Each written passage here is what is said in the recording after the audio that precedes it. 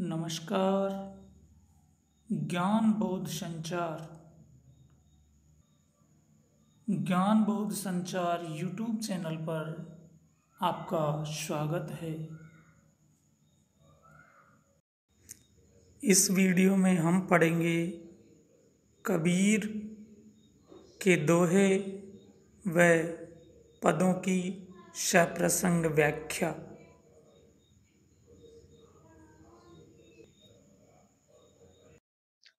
नैना अंतरी आवतू नैन झांपी तो हिले, नैना अंतरी आवतू नैन झांपी तो हिले, ना हो देखो और को ना तुझ देखन देव कबीर, ना तुझ देखन दे। नैना यानी नेत्र, अंतरी यानी भीतर, आव आ, झांपी बंद कर लूं। ये दोहा कबीर द्वारा रचित प्रेम साधना से संबंधित है। इसमें कबीर परमात्मा रूपी प्रियतम से अनुरोध कर रहे हैं कि आप मेरे नेत्रों में आकर बस जाएं। कबीर कहते हैं, नैना अंतरि आवतु नैन झांपितोई ले, कि हे प्रियतम आप मेरे नेत्रों में आकर बस जाइए और मैं तुम्हें नेत्रों के अंदर बसाकर नेत्र बंद कर लूं। ऐसा करने से न तो मैं किसी और सांसारिक विषय को देख सकूंगा, न तुम्हें किसी अन्य को देखने दूंगा। मेरे और आपके बीच कोई अन्य आए, यह मुझे स्वीकार नहीं है। इस दोहे में अनुप्रास व काव्यलिंग अलंकार है। बहुत दिनन की जोवती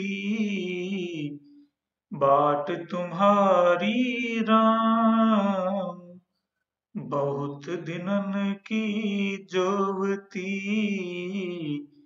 बाट तुम्हारी राम, जीव तर से तुझ मिलन को मन नाही विश्राम कबीरा, मन नाही विश्राम। जोवती प्रतीक्षा करती हूं, बाट मार्ग, जीव हृदय या जीव। कबीरदास जी द्वारा रचित इस दोहे में जीवात्मा की विरह वेदना का वर्णन किया गया है। बहुत दिनन की जोवती बाट तुम्हारी राम, परमात्मा रूपी प्रियतम से जीवात्मा रूपी प्रेयसी कह रही है कि हे प्रियतम, मुझे आपकी राह देखते बहुत दिन बीत गए हैं। मैं कब से आपके आगमन की प्रतीक्षा कर रही हूं। जीव तर से तुझ मिलन को मन नाही विश्राम, किंतु अभी प्रिय मिलन की पावन घड़ी नहीं आई। आत्मा कहती है कि हे राम, तुझसे मिलने के लिए मेरा हृदय तरस रहा है और तुम्हारे विरह में मेरे मन को आराम भी नहीं मिल रहा है। अतः आप मुझे अपनाकर विरह वेदना से छुटकारा दिलाइए। इस दोहे में काव्यलिंग व सांग रूपक अलंकार है। मूरिस संगन कीजिए, लोहा जल न तिराई, मूरिस संगन कीजिए, लोहा जल न तिराय, कदली सीप भुवंग मुख, एक बूंद तिहु भाई कबीरा, एक बूंद त्यों भाई। मूरिस मूर्ख, तिराई तैरता है, कदली कैला, भुवंग सर्प। कबीरदास जी इस दोहे में मूर्ख का संग न करने का संदेश दे रहे हैं। मूरिस संग न कीजिए, लोहा जल न तिराए। कबीर कहते हैं कि मूर्ख व्यक्ति की संगति नहीं करनी चाहिए। जिस प्रकार से लोहा जल में नहीं तैर सकता है, उसी प्रकार मूर्ख व्यक्तियों को भी परमात्मा का प्रेमी नहीं बनाया जा सकता। वे लोहे की तरह ही मनुष्य को संसार सागर में डुबो देते हैं। कदली सीप भुवंग मुख, एक बूंद तिहु भाई। संगति का फल स्वाति नक्षत्र की बूंद से प्रमाणित होता है। वह बूंद केले पर गिरती है तो कपूर बन जाती है, सीप में गिरने पर मोती बन जाती है, और सर्प के मुख में पड़ने पर वही प्राणघातक विष बन जाती है। अतः संगति से एक ही बूंद के तीन भिन्न भिन्न परिणाम होते हैं। इस दोहे में दृष्टांत अलंकार है। यहु ऐसा संसार है, जैसा सेवल फूल। यहु ऐसा संसार है, जैसा सेवल फूल। दिन दस के ब्योहार को, झूठे रंगन भूल कबीरा, झूठे रंगन भूली। यहू यह सेवल फूल, एक फूल जो दिखने में सुंदर होता है लेकिन अंदर सुगंध नहीं। दिन दस यानी थोड़ा समय। कबीरदास जी ने इस दोहे में संसार की नश्वरता की ओर संकेत किया है। कबीर कहते हैं कि यहू ऐसा संसार है जैसा सेमल फूल, कि हे जीव, यह संसार सेमल के फूल के समान है जो दिखने में सुंदर होता है। उसकी बाहरी सुंदरता देखकर तोता उसे मधुर फल समझता है और उसके पकने की प्रतीक्षा करता है, किंतु पकने पर उसमें नीरस पदार्थ निकलता है। उसी तरह विषय वासनाओं से भरा यह संसार बहुत सुंदर लगता है जो नाशवान है। दिन दस के व्यवहार को, झूठे रंग न भूली। इसलिए संत जनों ने कहा है, इस संसार में 10 दिन अर्थात कुछ समय के मानव जीवन को सांसारिक सुखों में नष्ट मत करो। इसके भारी झूठे रूप रंग में पड़कर दुर्लभ इस मानव जीवन को नष्ट मत करो, इसे परमात्मा नाम स्मरण में लगाओ। यहू ऐसा संसार है जैसा सेवल फूल। इस पंक्ति में उपमा अलंकार है। दिन 10 इसमें अनुप्रास अलंकार है। मासी गुड़ में गड़ी रही, पंस रही लपटाई। मासी गुड़ में गड़ी रही, पंस रही लपटाई। ताली पीटे श्री धुने, मीठे बोई माई कबीरा, मीठे बोई माई। मासी मक्खी, पंस पंख, ताली पीटई पैरों को रगड़ना, सिर धुनई पछताती है, बोई फंस गई। इस दोहे में कबीर सांसारिक सुखों में न फंसने का संदेश दे रहे हैं। मासी गुड़ में गड़ी रही, पंस रही लपटाए। कबीर कहते हैं कि मक्खी मीठे के लोभ में गुड़ में चिपक जाती है और निकल नहीं पाती है। उसके पंख भी गुड़ में लिपट गए। वह छुटकारा पाने के लिए अपने अगले पैरों को मलती है, सिर धुनती है, अर्थात पछताती है। ताली पीटई सिर धुनई मीठे बोई माए, लेकिन निकल नहीं पाती है। वह गुड़ ही उसकी मृत्यु का कारण बन जाता है। ऐसे ही सांसारिक सुखों की मिठास में जीव फंस जाता है और वह कभी भी मुक्त नहीं हो पाता है। काहेरी नलिनी तू कुम्हलानी, काहेरी नलिनी तू कुम्हलानी, तेरे ही नाली सरोवर पानी, काहेरी नलिनी तू कुम्हलानी। जल में उत्पत्ति जल में बास, जल में नलिनी तोर निवास। जल में उत्पत्ति जल में बास, जल में नलिनी तोर निवास। ना तली तपती न ऊपरी आग, ना तली तपती न ऊपरी आग, तोर हेत कहो कास निलागी, काहेरी नलिनी तू कुम्हलानी। कहे कबीर जय उद की समान, ते नहीं मुए हमारे जान, काहेरी नलिनी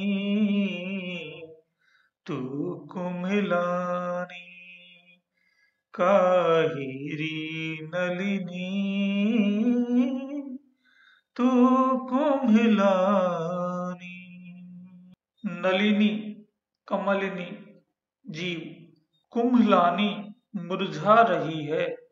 नाली कमल नाल जड़, सरोवर तालाब परमात्मा, हेत प्रेम मोह, कासनी कहाँ से किससे, उदकी जल, मुए मरे मुक्त हुए। कबीरदास द्वारा रचित इस पद में कमलिनी के माध्यम से आत्मा की स्थिति के बारे में बताया गया है। काहेरी नलिनी तू कुम्हलानी, तेरे ही नाल सरोवर पानी। कबीर कहते हैं कि हे जीवात्मा, तू इतनी दुखी क्यों है? तेरा मन मुरझाया हुआ सा क्यों है? तेरा मूल तो परमात्मा है, परमात्मा से ही तेरा जन्म हुआ है और तू सदा परमात्मा के मध्य ही रहती है। फिर तेरे कष्ट का क्या कारण है? कोई भी सांसारिक दुख ताप तुझे कष्ट नहीं पहुंचा सकता। फिर कहो, तुम्हारे कष्ट का क्या कारण है? शायद तुम्हें सांसारिक विषय से प्रेम हो गया है, इसी कारण तुम दुखी हो। कबीर का कहना है कि कमल लाल में स्थित जल और सरोवर का जल जैसे एक है, उसी प्रकार आत्मा और परमात्मा एक ही है। इसलिए तुम्हें दुखी नहीं होना चाहिए, क्योंकि तुम सब कष्टों से सदा मुक्त रहती हो। आत्मा को कोई कष्ट नहीं होता है। इस पद में नलिनी जीवात्मा का और जल परमात्मा का प्रतीक है। पद में अन्योक्ति अलंकार है। इस पद की शैली प्रतीकात्मक है। संतों भाई आई ज्ञान की आंधी रे, आई ज्ञान की आंधी रे, ब्रह्म की टाटी सबे उडानी, माया रहे न बांधी रे। संतों भाई आई ज्ञान की आंधी रे, हित चित की दो थूणी गिरानी, मोह बलिंदा टूटा,